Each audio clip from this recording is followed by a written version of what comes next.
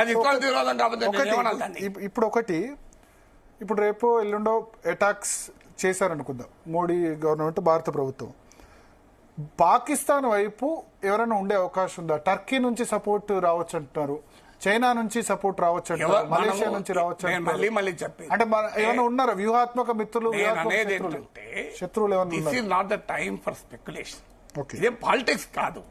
Telugu TV ఛానళ్ళకు ఉన్న దరిద్రం ఏంటంటే కాంప్లెక్స్ జియో పొలిటికల్ ఇష్యూస్ ను, కాంప్లెక్స్ స్ట్రాటజిక్ ఇష్యూస్ ను కూడా పొలిటికల్ స్పెక్యులేషన్ గా మార్చిపడేస్తారు. ఎందుకంటే రాజకీయ చర్చలు జరిపి అట్లా తయారవుతుంది. ఇది వెరీ సీరియస్ ఇష్యూ అండి. రేపు ఎవరు వస్తారు, టర్కీ వస్తుందా, చైనా వస్తుందా, అమెరికా వస్తుందా, ఎవరు ఎటువైపు ఉంటారో అవన్నీ ఇప్పుడు నుండి స్పెక్యులేట్ చేయాల్సిన అంశాలే కాదంటాను. అవన్నీ భారత ప్రభుత్వాన్ని వదిలేయాలి, మీరు నేను చర్చించాల్సింది కాదంట నేను. మనం హూమామై టు డిసైడ్. టర్కీ వస్తే టర్కీతో ఎలా డీల్ చేయాలో మోడీ చూసుకుంటాడు, భారత ప్రధానమంత్రి అయినా. నాగేశ్వర్ కాదు కదా పనేది. నేను వీళ్ళు వస్తారో వాళ్ళు వస్తారో దౌత్యపరంగా, విదేశాంగ పరంగా ఇంతకుముందు మీరు అన్నారు కదా, అణు పరీక్షల సమయంలో అమెరికా ఆంక్షలు రెండు వైపులా మనకు పెట్టింది, వాళ్ళకు పెట్టింది.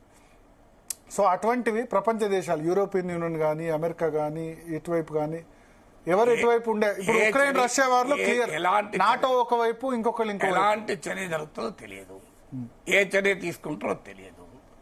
నేను ఎట్లా ఊహించాలి? గెస్ వర్క్ చేయమంటారా? సో మన చర్యను బట్టి రియాక్షన్స్ ఉంటాయి. నాకు పూర్తి నమ్మకం ఉంది భారత ప్రభుత్వం పైన.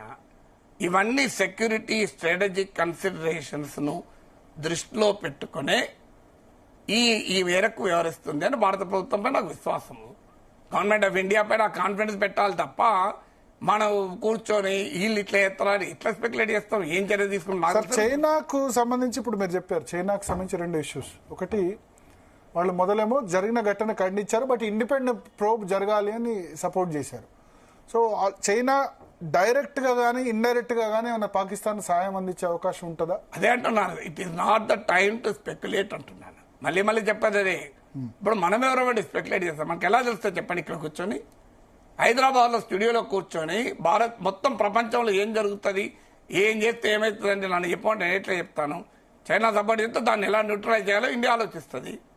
అంతే తప్ప మనం తీసుకునే చర్య పైన ఆధారపడ్డా. మనం ఏం బాలాకోట్ స్ట్రైక్ చేసినాం, ఏమైంది? చైనా వాడు పాకిస్తాన్ వాడు వచ్చి మనం యుద్ధం చేసిండా? మనం ఏం చేశారు? చైనా వాడు వచ్చి మన పైన దాడులు చేసిండా, అమెరికా వాడు దాడులు చేసిండా?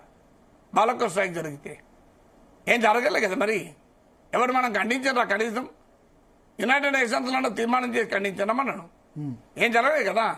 ఎందుకంటే భయం.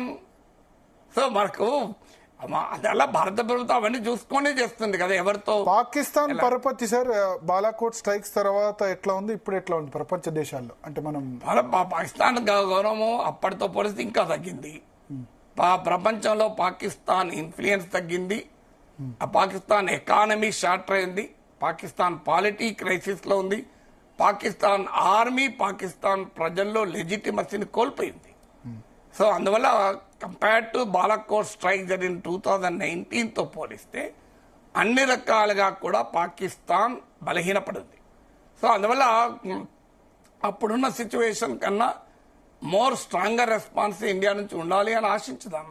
ఎలా ఉంటుందో మనం స్పెక్యులేట్ చేసి ఇలా అయితే వాళ్ళతో అలా అయితే పరపతి తగ్గడానికి ప్రధాన కారణం ఏంటి సార్? పాకిస్తాన్ పరపతి వాళ్ళ దేశ ప్రభుత్వం అనుసరించిన విధానం. ఇప్పుడు మీరు చేసినప్పుడు కార్గిల్ సమయంలో లేకపోతే అణు పరీక్షల సమయంలో కొంత పాకిస్తాన్ ప్రోనే అమెరికా ఉంది. F-16 కూడా మోస్ట్లీ అమెరికానే అప్పుడు సప్లై చేసినప్పుడు కూడా చేసింది కదా. దానికేముంది? ఇప్పుడు నిన్నగా మొన్న ట్రంప్ కూడా చేశాడు కదా.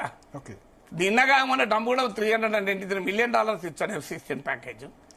బైడెన్ $450 million ఇస్తే ట్రంప్ $393 million ఇచ్చాడు. పోనీ ఈ దాడి జరిగిన తర్వాత అమెరికా పాకిస్తాన్ పైన ఆంక్షలు విధించిందా నాకు చెప్పండి? మన మిత్ర దేశం కదా. చైనా అంటే మన ప్రత్యర్థి దేశం. మనకు వాడికి సరిహద్దు ఘర్షణలు ఉన్నాయి.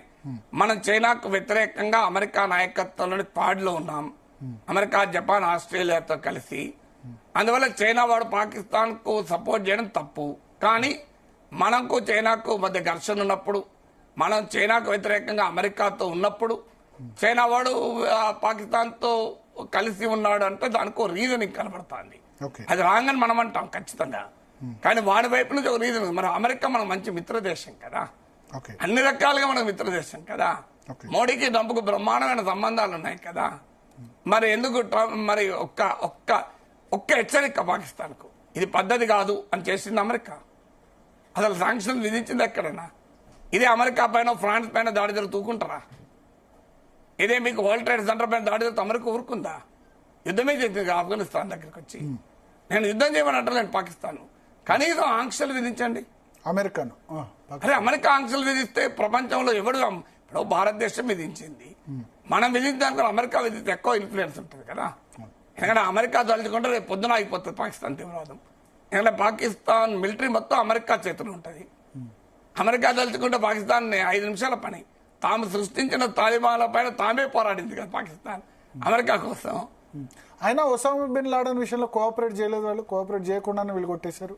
కోఆపరేట్ చేయకపోతుంటే వెళ్ళి పాకిస్తాన్ భూభాగంలోకి అమెరికా వాడు చెప్పకుండా చేయకుండా వెళ్ళి అటాక్ చేసి చంపేసిందా? చెప్పకుండా చేయకుండానే జరిగింది. అనుమానమే ఉన్నది. చెప్పకుండా చేసినా మీకు అటాక్ ఎట్లా చేయగలిగింది అమెరికా? సో అంటే అవన్నీ మనకు సందర్భంలో సపోర్ట్ చేస్తారు. కోఆపరేట్ చేయకపోతేనే మీకు తాలిబాన్ పైన అటాక్, ఆఫ్ఘనిస్తాన్ పైన యుద్ధంలో పాకిస్తాన్ కలిసి లేదా? పాకిస్తాన్ వాడు డబుల్ గేమ్ ఆడాడు. అటు అమెరికాకు కోఆపరేట్ చేశాడు, ఇటు బిన్ లాడెన్కు ఆశ్రయం ఇచ్చాడు, తాలిబాన్లకు ట్రైన్ చేశాడు. అది అమెరికా తప్పు. వాడు అమెరికాకి అర్థం కావాలి కదా, పాకిస్తాన్ డబుల్ గేమ్. నేను అనేది ఏంటంటే ఇంత జరిగితే మన మిత్ర దేశమైన అమెరికా పాకిస్తాన్ పైన ఎందుకు ఆంక్షలు విధించలేదు?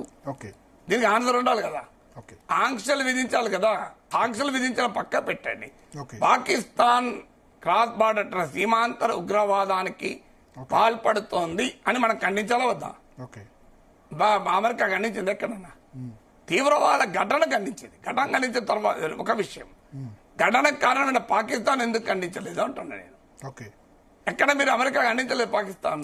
అమెరికా కూడా డబుల్ గేమ్ ఆడుతుంది. అందరూ ప్రపంచంలో ఏ దేశమైనా డబుల్ గేమ్ ఆడుతుంది. అందువల్ల మన పని మన గేమ్ మనం ఆడాలి. సో ఎవరి మీద ఇప్పుడు ఉక్రెయిన్, అమెరికా, యూరోప్ సహాయం చేస్తారని చెప్పి రష్యాతో పెట్టుకుంటే ఏమైంది? ఇప్పుడు ప్రతి కంట్రీ పరిస్థితి అదే. ఏ కంట్రీ అయినా తన బలం పైన ఆధారపడి పోరాడాలి. 10 మంది బలాల మీద ఆధారపడి పోరాడితే ఎట్లా? అందువల్ల డబుల్ గేమ్ అమెరికా ఆడుతుందన్న దానికి క్లారిటీ ఇదే కదా. ఇప్పుడు ఒకవైపు మనతో మిత్ర దేశం, మరి పాకిస్తాన్కి ఎందుకు ఇచ్చారు F-16 ప్యాకేజ్? F-16 ప్యాకేజ్ మన మీద కదా. ఇప్పుడు సింధు జలాల గురించి చాలా చర్చ జరుగుతుంది. దీని ఇంపాక్ట్ ఉంటుందా నిజంగానే పాకిస్తాన్ మీద? అంటే లాంగ్ టర్మ్ లో